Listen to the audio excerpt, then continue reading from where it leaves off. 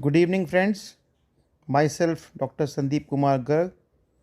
I am a nephrologist, dialysis expert, and renal transplant physician. We have been doing renal transplant in Western UP for more than 10 years now, and we have more than 150 transplant to our credit. Since we all know that transplant is not an easy job and it requires a teamwork. Along with me, we are having Dr. Shalini Sharma, who is a transplant surgeon, and Dr. Shrachand Garg.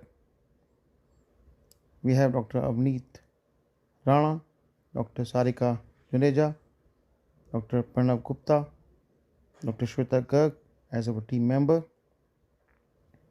We have transplant coordinator Mr. Amit and Dr. Deepak. We have a team of RMOs working round the clock to cater these critically ill patients.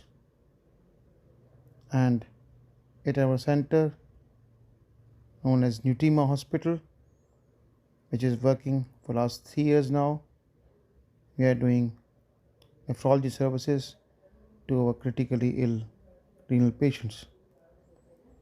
This video we are showing a patient who was on dialysis for last 8 months and he needs transplant, and her wife came forward to donate the kidney.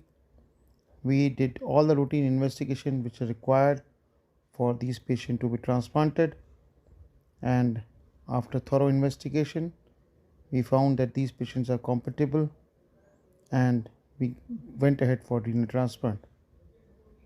On day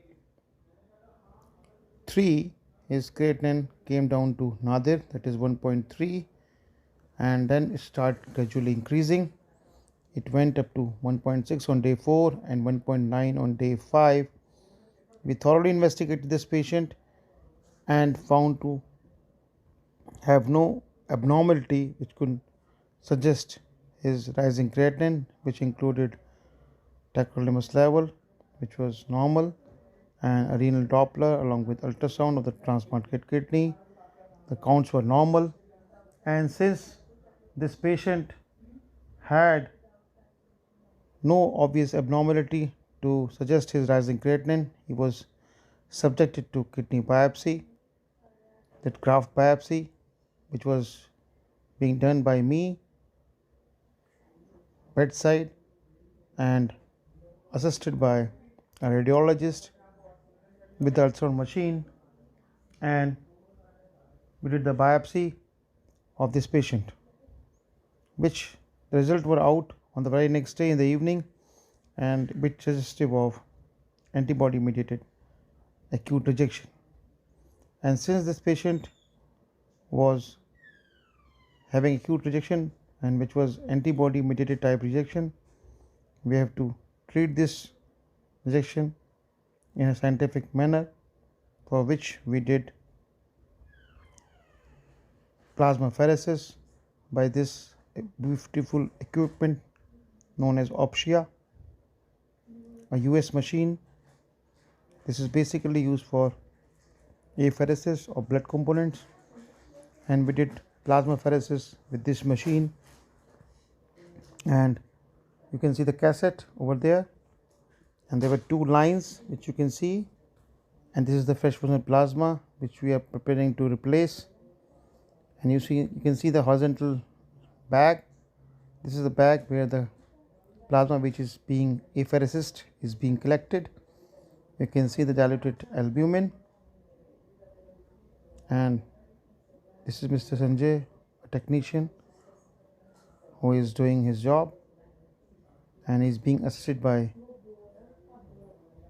Mrs. Geeta, another technician who is there, along with our team which is here to cater all these critically ill patients. And this, you can see the plasma is being attached.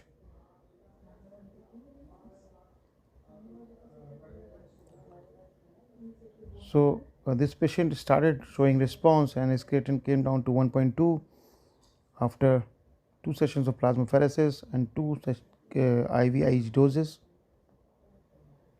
And this is the FFP, fresh frozen plasma, which is being given, and this is the bag where the apheretic plasma, which is being taken out from the patient's body along with antibodies, is being taken out, which will be thrown.